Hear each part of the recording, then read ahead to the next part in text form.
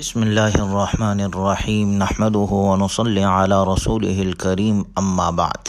سیرت النبی صلی اللہ علیہ وسلم کے مدنی دور کا درس نمبر 106۔ حضور اکرم صلی اللہ علیہ وسلم کا احزاب کی یعنی ان گروہوں کی معاونت کرنے والے لوگوں کو سزا دینے کے لیے چند فوجی مہمات کے بارے میں ہے کہ آپ علیہ الصلاۃ والسلام نے ان سب قبائل سے بدلہ لینے کے لیے مختلف صحابہ اکرام رضی اللہ عنہم اجمعین کے لشکر روانہ فرمائے۔ مختلف سرایا اس سن 6 ہجری کے اندر پیش آئے۔ ان لوگوں کو سبق سکھایا گیا جنہوں نے مسلمانوں کے خلاف غزوہ احزاب میں مشرکین کا ساتھ دیا تھا۔ چنانچہ آپ علیہ الصلاۃ والسلام نے ربیع الاول سن 6 ہجری میں حضرت عکاشہ رضی اللہ عنہ کو 40 افراد کی کمان دے کر مقام غمر کی جانب روانہ کیا۔ یہ بنو اسد کے ایک چشمے کا نام تھا۔ ان لوگوں کو مسلمانوں کی آمد کی خبر ہو چکی تھی، چنانچہ انہوں نے مسلمانوں کے آنے سے پہلے ہی اپنے گھر چھوڑ کر بالائی علاقے کی طرف بھاگ گئے تھے۔ جب صحابہ اکرام رضی اللہ عنہم اجمعین وہاں پہنچے تو وہاں کوئی انسان نہ تھا۔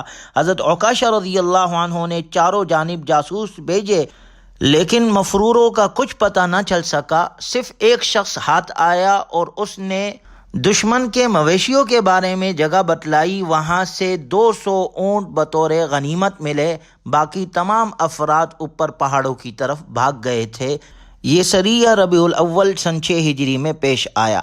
اس کے بعد رسول اللہ صلی اللہ علیہ وسلم نے ربیع الثانی سن 6 ہجری میں ذوالقصہ میں آباد بنو ثعلبہ اور بنو عوال کی سرکوبی کے لیے ایک دستہ بھیجا۔ اس سرایہ میں امیر محمد بن مسلمہ انصاری رضی اللہ عنہ تھے اور 10 افراد پر مشتمل یہ جماعت روانہ ہوئی اور رات کو یہ اپنے منزل پر پہنچے۔ دشمن کے جاسوس نے پہلے ہی اطلاع کر دی تھی، چنانچہ دشمن کے 100 افراد گھات لگا کر چھپ گئے۔ جب رات کا اندھیرا چھا گیا اور صحابہ اکرام رضی اللہ عنہم اجمعین کو نیند آ گئی، دشمن نے موقع غنیمت جانا اور اس اسلامی دستے کا محاصرہ کر لیا اور ان پر تیر چلانا شروع کر دیے۔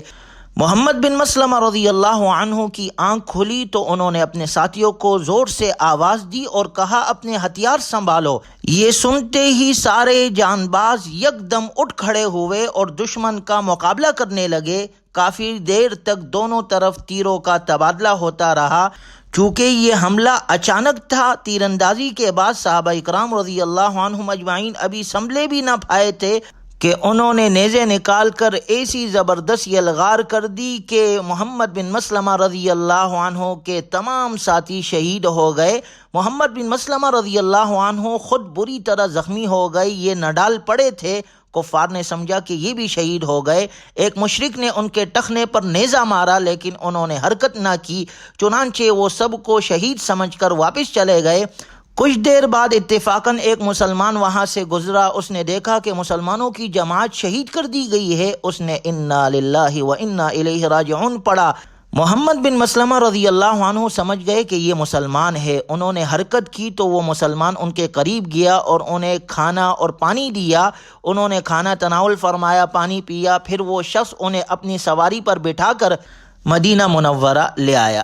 چنانچہ آپ علیہ الصلاۃ والسلام کو جب اس کی اطلاع ملی، آپ شدید غمزدہ ہوئے اور آپ علیہ الصلاۃ والسلام نے دوبارہ انہی لوگوں سے بدلہ لینے کے لیے ربیع الثانی کے آخر میں حضرت ابو عبیدہ بن جراح رضی اللہ عنہ کی قیادت میں 40 افراد کا لشکر روانہ کیا تاکہ محمد بن مسلمہ رضی اللہ عنہ کے ساتھیوں کا بدلہ لیا جائے اور ان لوگوں کو ایسا سبق سکھایا جائے کہ انہیں مسلمانوں کے اموال لوٹنے کی جرت نہ ہو۔ چنانچہ حضرت ابو عبیدہ رضی اللہ عنہ نماز مغرب کے بعد اپنے ساتھیوں کو لے کر چلے اور تیزی سے سفر کرتے ہوئے صبح کے وقت دشمن تک جا پہنچے۔ دشمن نے خطرے کی بو محسوس کر لی۔ وہ فوراً پہاڑوں پر چڑھ کر ادھر ادھر منتشر ہو گئے۔ مجاہدین اسلام نے دیکھا کہ وہاں سوائے ایک آدمی کے اور کوئی نہیں ہے۔ انہوں نے اس شخص کو گرفتار کر لیا، دشمن کے جانور اور سامان اپنے قبضے میں لیے، پھر نبی صلی اللہ علیہ وسلم کے خدمت میں واپس آ گئے۔ قیدی مسلمان ہو گیا تو اسے چھوڑ دیا گیا۔ مال غنیمت کے 5 حصے کیے گئے، 5واں حصہ نبی صلی اللہ علیہ وسلم نے اپنے پاس رکھا اور بقیہ 4 حصے مجاہدین میں تقسیم فرما دی۔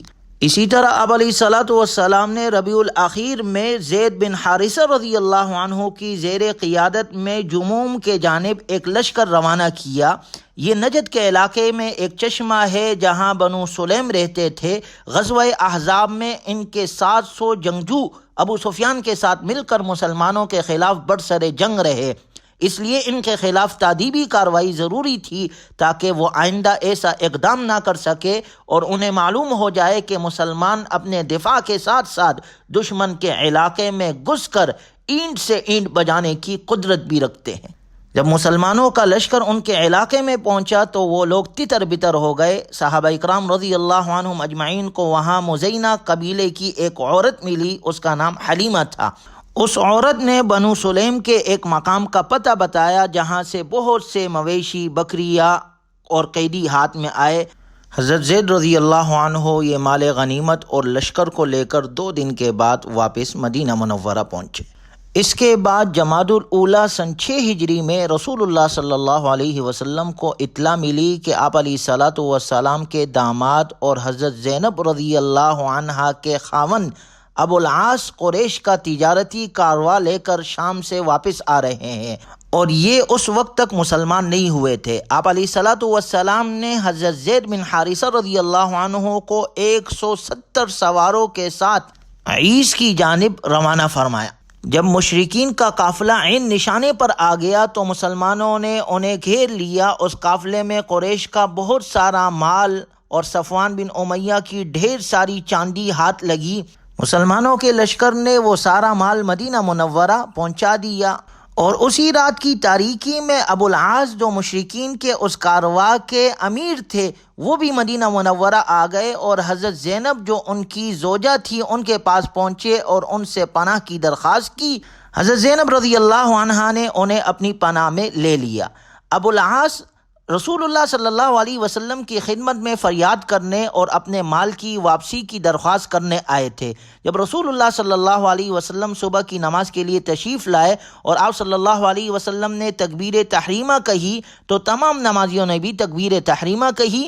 اسی دوران میں حضرت زینب رضی اللہ عنہا کی آواز آئی، یا ایھا الناس انی قد اجرت ابا العاص بن الربیع، اے لوگو بلا شبہ میں نے ابو العاص بن ربیع کو اپنی پناہ میں لے لیا ہے۔ رسول اللہ صلی اللہ علیہ وسلم نے جب سلام پہرا تو دریافت فرمایا، لوگو جو کچھ میں نے سنا کیا تم نے بھی سن لیا؟ انہوں نے عرض کیا، جی ہاں ہم نے بھی یہی آواز سنی۔ آپ صلی اللہ علیہ وسلم نے فرمایا، اما والذی نفس محمد بیدہ ما علمت بشیء من ذلک حتی سمعت ما سمعتم انہ یجیر علی المسلمین ادناہم، اس ذات کی قسم جس کے ہاتھ میں محمد صلی اللہ علیہ وسلم کی جان ہے، مجھے اس واقعے کے بارے میں کوئی علم نہیں، میں نے بھی یہ بات اسی وقت سنی جس وقت تم نے سنی۔ بلا شبہ مسلمانوں میں سے ادنا درجے کا فرد بھی کسی کو پناہ دے سکتا ہے۔ اس کے بعد رسول اللہ صلی اللہ علیہ وسلم مسجد سے اٹھے اور اپنی بیٹی کے پاس تشریف لائے۔ فرمایا، بیٹی اس کی عزت و تکریم کرنا، اس کے رہنے سہنے کا عمدہ انتظام کرنا، لیکن یہ خیال رہے کہ وہ تمہارے قریب نہ آئے کیونکہ تم اس کے لیے حلال نہیں ہو۔ پھر اس کے بعد رسول اللہ صلی اللہ علیہ وسلم نے اس سریے کے مجاہدین کو جو ابو العاص کا مال لے کر آئے تھے بلاوا بھیجا۔ آپ صلی اللہ علیہ وسلم نے ان سے فرمایا، بے شک اس آدمی کا ہمارے ساتھ جو رشتہ ہے وہ تمہیں معلوم ہے، تم نے اس کا مال لے لیا ہے، اگر تم اس پر احسان کرو اور اس کا مال لوٹا دو تو ہمیں بہت خوشی ہوگی، اور اگر تم انکار کرو تو یقیناً یہ مال غنیمت ہے جو اللہ نے تمہیں دیا ہے، تم اس کے زیادہ حقدار ہو۔ صحابہ اکرام رضی اللہ عنہم اجمعین نے عرض کی، اللہ کے رسول ہم اس کا مال ابھی واپس کر دیتے ہیں۔ چنانچہ صحابہ اکرام رضی اللہ عنہم اجمعین نے ابو العاص کو ان کا سارا مال واپس کر دیا۔ ابو العاص نے یہ تمام مال تجارت لے کر یہ مکہ مکرمہ پہنچے اور ہر صاحب حق کو اس کا حق ادا کر دیا۔ اس کے بعد بآواز بلند پوچھا، اے قریشیو، کیا کسی کا کوئی مال میرے ذمے رہ گیا ہے؟ جو اس نے نہ لیا ہو؟ سب نے کہا نہیں، اللہ تمہیں جزائے خیر دے، بے شک ہم نے تمہیں حقوق کی بحسن خوبی ادا کرنے والا اور کریم النفس پایا۔ جب تمام قریش نے ان کی امانت اور دیانت کی تصدیق کر دی تو ابو العاص نے بڑے مجمع میں اعلان کر دیا، فَأَنَا أَشْهَدُ أَن لَّا إِلَٰهَ إِلَّا اللَّهُ وَأَنَّ مُحَمَّدًا عَبْدُهُ وَرَسُولُهُ، میں اس حقیقت کی گواہی دیتا ہوں کہ اللہ کے سوا کوئی برحق معبود نہیں اور محمد صلی اللہ علیہ وسلم اس کے بندے اور رسول ہے۔ اللہ کی قسم، میں نے رسول اللہ صلی اللہ علیہ وسلم کے سامنے اپنے اسلام کا اعلان صرف اس لیے نہیں کیا کہ تم یہ گمان کرو گے کہ میں نے تمہارا مال ہڑپ کرنے کی غرض سے یہ کام کیا۔ اب اللہ تعالیٰ نے تمہارے اموال تم تک پہنچا دیے اور میں اپنی ذمہ داری سے سبکدوش ہو گیا ہوں، تو اپنے اسلام قبول کرنے کا اعلان کرتا ہوں۔ پھر وہاں سے رخصت ہوئے اور رسول اللہ صلی اللہ علیہ وسلم کے پاس واپس مدینہ منورہ تشریف لائے۔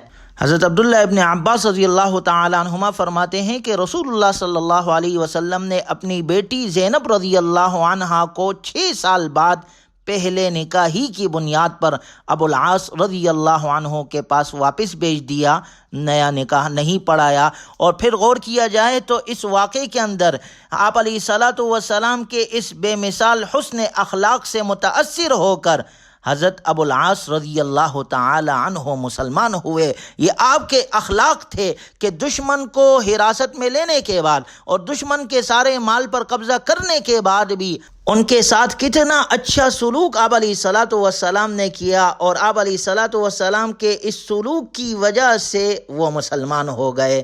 لہٰذا ہمیں بھی سبق ملتا ہے کہ ہم بھی مخلوق خدا کے ساتھ اچھا سلوک کرنے والے ہو اور مخلوق خدا کے ساتھ اچھا برتاؤ کرنے والے ہو۔ حضرت ابو عبیدہ رضی اللہ عنہ فرماتے ہیں کہ حضرت ابو العاص رضی اللہ عنہ اتنے مخلص اور شریف الطبع انسان تھے کہ جب وہ مشرکین کے اموال لے کر واپس مکہ مکرمہ پہنچے تو کسی نے انہیں مشورہ دیا کہ تم اسلام قبول کرنے کا اعلان کر دو، اس طرح مشرکین کے تمام اموال تمہیں مل جائیں گے۔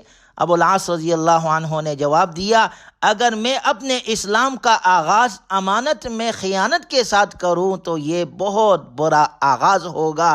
گویا ابو العاص رضی اللہ عنہ کے اس واقعے سے بھی ہمیں سبق ملتا ہے کہ مسلمان وہ ہوتا ہے جو امانتوں کی حفاظت کرتا ہے، چہ جائے کہ وہ امانت کافر کی ہی کیوں نہ ہو۔ لہٰذا ہم بھی لوگوں کی امانتوں کی حفاظت کرنے والے ہو اور اپنے اسلام کے ذریعے سے اپنے مسلمان ہونے پر لوگوں کو یہ تسلیم کرائے کہ بھائی مسلمان وہ ہوتا ہے جو وعدے کا پاس رکھتا ہے، امانت کی حفاظت کرتا ہے، جو دغا بازی نہیں کرتا، جو اچھے اخلاق کا مظاہرہ کرتا ہے اور حقوق ادا کرنے والا ہوتا ہے۔ اللہ تعالی ہمیں جناب رسول اللہ صلی اللہ علیہ وسلم کے سنتوں کے مطابق اپنی بقیہ زندگی گزارنے کی توفیق عطا فرمائے۔ وآخر دعوانا الحمد للہ رب العالمین۔